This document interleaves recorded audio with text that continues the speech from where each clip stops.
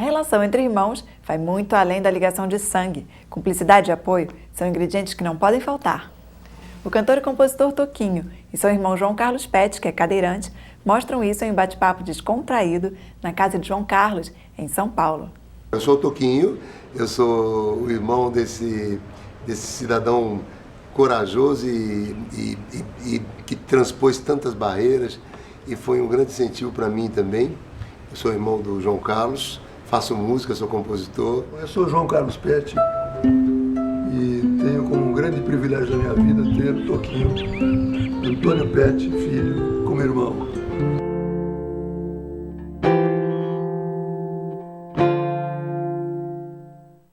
Agora tem um detalhe dele que é importante eu falar, que é esse bom humor, né? Que esse otimismo que ele tem em relação a tudo. Então, no meu caso, de ter sofrido um acidente grave, ter ficado sem andar, de uma hora para outra, quem gostava de jogar bola, de ir à praia, é muito traumático isso, né?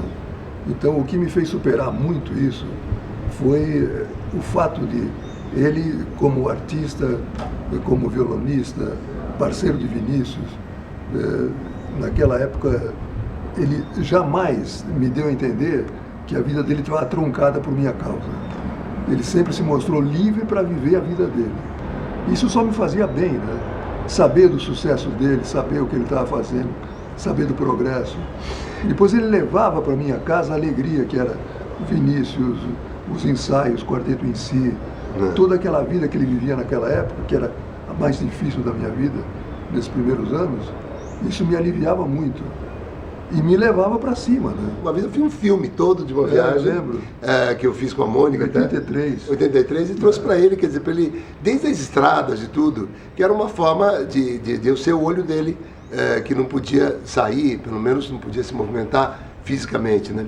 Então eu me sentia um pouco assim, eu pelo menos fazia da minha vida um pouco esse atalho, encurtava um pouco esse caminho do mundo exterior para ele.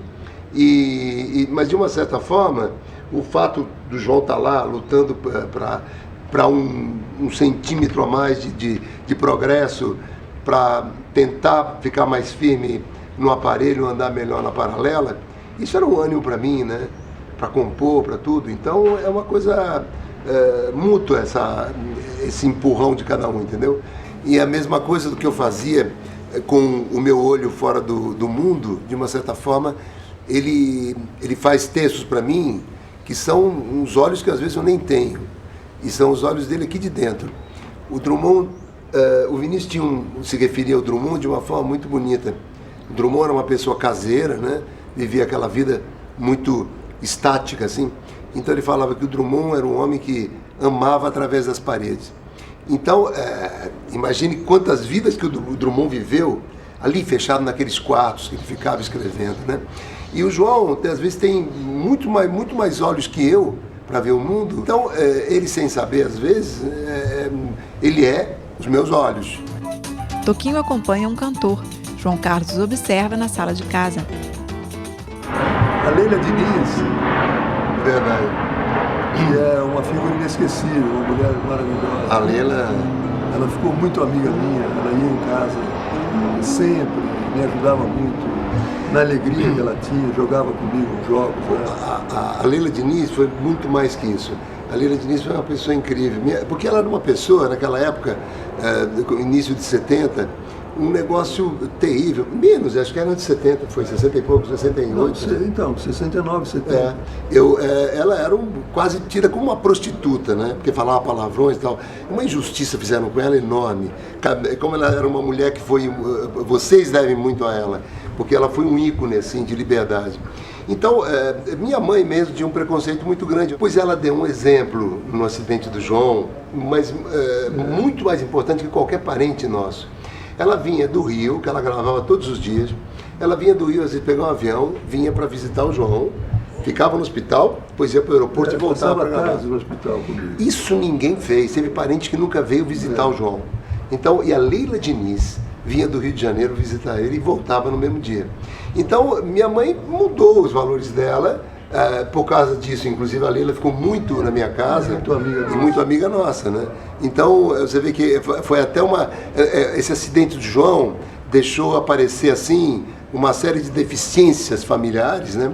E aparecer até pessoas da rua que eram até colocadas de uma forma marginalizada, assim, pelos meus pais, que eram preconceituosos pela idade, pela vida deles, era super compreensível.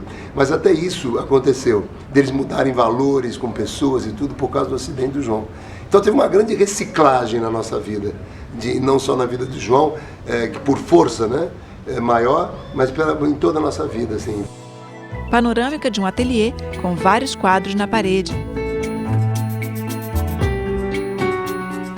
Essa casa que você está vendo foi um presente dele. Ele construiu essa casa para eu morar. Naquela época eu não era casado, vivia com meu pai e minha mãe, e são raríssimos os irmãos que podem e fazem isso, né? Então essa casa para mim foi uma liberdade física total. E eu deslanchei a partir daí na minha profissão, na minha reabilitação e na minha relação com as pessoas. Me deixa muito, muito contente de ver esse reconhecimento dele, essas coisas. É claro que quando a gente presenteia uma pessoa que ama, no fundo a gente está fazendo carinho a gente mesmo, né? E essa que é a sensação. E a gente está recebendo, não dando. E dá gosto fazer uma coisa para um irmão como o João, quer dizer, uma pessoa que sofreu um acidente tão dramático numa idade que ele sofreu e superou dessa forma que ele superou e vem superando e se superando, né, a cada passo da vida dele, e escreveu um livro lindo que ajudou tanta gente, né, tantos deficientes, que foi minha profissão andar. E às vezes um grande trauma na vida de uma pessoa assim faz esse talento emergir, né? E o João, esse trauma grande desse acidente, realmente fez sair fora o pintor, o escritor, essa coisa que ele sempre teve, talvez nunca sairia para fora se não fosse essa circunstância. Ele foi